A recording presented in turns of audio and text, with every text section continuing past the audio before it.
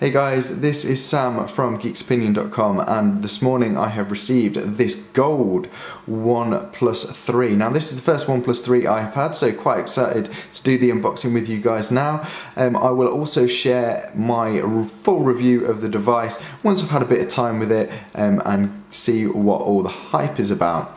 So just having a quick look around the box. It's a really nice clean box which I love, and packaging's become really important now, and the Oneplus, along with the rest of its flagship killing specs, has kept up with this as well. So we shall get straight in and open it. So just let gravity do its work, pull it off here, and there it is. Now I was slightly worried actually that I wouldn't like the gold as much as the black I've seen in many YouTube videos, but actually it does look quite nice. Obviously it looks like a really premium device. The build quality is great for the money, and it'll be really interesting to see how it holds up after some usage. So just pop that down to one side for a second and I'll have a look at that in more detail shortly. Let's just see what else we've got in the box here. So we've got the plastic tray and we have a cardboard underneath. Let's see what's in here. In here we have all the documentation that you would expect: quick start guide, some safety information, and Oneplus sticker, which is great. And we've also got our SIM ejection tool. Put that to one side. Looks like we've got some further documentation here, which is a letter from one of the co-founders. Looks like it's just talking about what Oneplus is all about and what they try and do with their devices. So we've got underneath here, key feature of the Oneplus 3, the dash charger. Obviously you'll notice that mine is the 3-pronged UK version, and you'll also notice that the brick is rather large compared to a lot of wall blocks that you get with most other devices. And this is due to the fact that this is the dash charger. This is the proprietary version of Oneplus's quick charging system, and the reason that this is so big is that this is where all of the heat transfer and power is created, and all the power management, I should say, is done, so that it's not done on the device. The heat stays in the block, the phone doesn't get hot while it's quick charging. So it is slightly different from Qualcomm's quick charge system.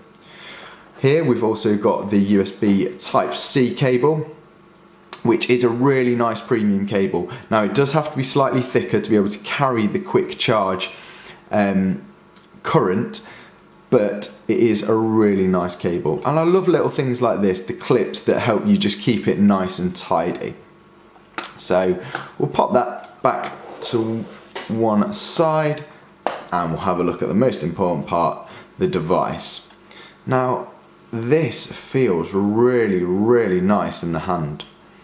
I'm a real big fan of this gold colour as well. It's really nice and subtle compared to a lot of gold colours, looking at you, Apple.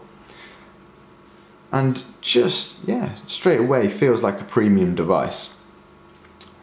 So, just a quick recap of the spec sheet of the Oneplus 3. Obviously we are rocking the Qualcomm Snapdragon 820 chip, which is the same that most flagships have had in this year. So the Galaxy S7, the new Note 7 in the UK, and the new Moto Z, stuff like that. The one thing that this does have that's slightly different from all of those devices is the fact that this is 6 GB worth of RAM. So this should eat through multitasking, and I'm really looking forward to see what impact that makes.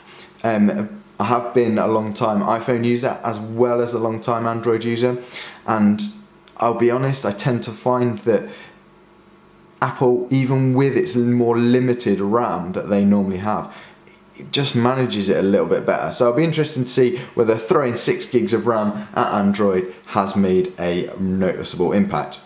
It's rocking the Adreno 530 GPU, which should mean it's great for gaming.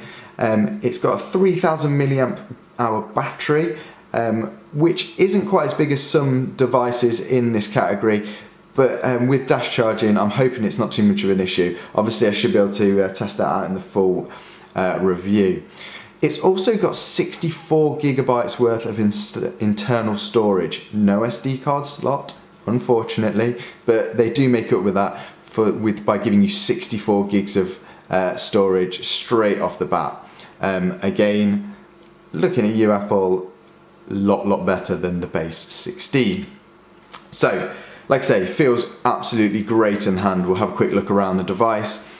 We've got here the sensors on top. So we've got the light proximity sensor, we've got the speaker grill for voice calls, and we've also got the 8 megapixel front shooter. The only thing about white phones sometimes is that you can see all these sensors, so it just doesn't look as clean, but actually I don't think this is too bad. If you see the Moto Z, then that actually does look really awful in the white colour because it's got so many front-facing sensors.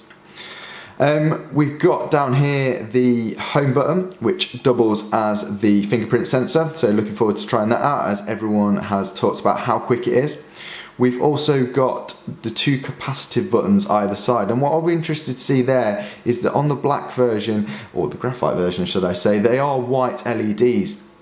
And it'll just be interesting to see how much they stand out on this white version and whether that becomes an issue at all. I'm sure it won't be, but it's just little things like that that I'm interested to have a look at. So we've also got obviously the screen, which is 5.5 inch 1080 display. Some people have said they miss Quad HD. I think that's up for debate, and I'll be interested to see what it looks like when I've got it with my SIM card in and all locked and loaded and I'm using it as my daily driver. The one thing I really do like though is these really super thin bezels. They look really nice. And actually that's what makes the phone feel really nice in the hand, and what makes this 5.5 inch device feel not as big as some other 5.5 inch devices. So looking down this left hand side, we've got the volume rocker here, and we've got the notification switch, which has made its way over from the Oneplus 2. Feels really nice and solid. That actually you have to put quite a bit of force in to click it, which is good. Looking over on the other side, we've got the dual SIM card slot. This can take 2 SIMs, which is a nice little bonus. Don't really get too many dual SIM phones in the UK, but this is one of them. And we've got the volume, we've got the power, wake button just here. So let's have a flip over. Like I say, really like this gold colour. It's not as garish and as vivid as I thought it was going to be. It's quite subtle actually, which is nice. I do like the way that the back is slightly curved in, which makes it feel really good in the hand. Just got the gold accented Oneplus logo here. And we've got obviously the antenna bands at the bottom and at the top. They are like a creamy colour, which makes them not actually stand out as much as they do in the black and graphite version. Obviously on the back we've got the camera, which is slightly raised. People have taken some issue with that. Doesn't really bother me. I do get what people say about it. It'd been nice to use the space for extra battery, but actually overall design, I quite like it. This is a 16 megapixel shooter from Sony, so we'll see what that's all about in the review. And then we've got your LED flash underneath. A couple of stickers on the back here, one with the serial number, IMEI number for both of the SIM slots. And then we've got another sticker here which just talks about the dual SIM dual SIM system, and we've also got a sticker about the NFC. So on the bottom, just going to take this sticker off actually, put that over here.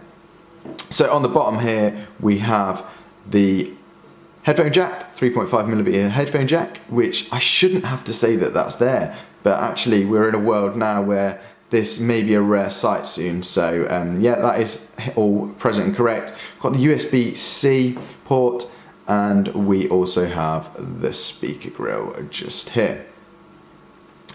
On the top is just plain. So that's about it for this unboxing, guys. Like I say, first impressions of this OnePlus 3 are really, really good. It feels really nice in the hand. The build quality feels great. Obviously, it'd be interesting to see whether that is true as I go on and use it. But like I say, first impressions, really, really good. And I'm really excited to use this as my daily driver and see what the fuss is all about. Thanks for watching, guys. Be sure to check back soon for my full hands-on review of the OnePlus 3, and I'll speak to you guys soon.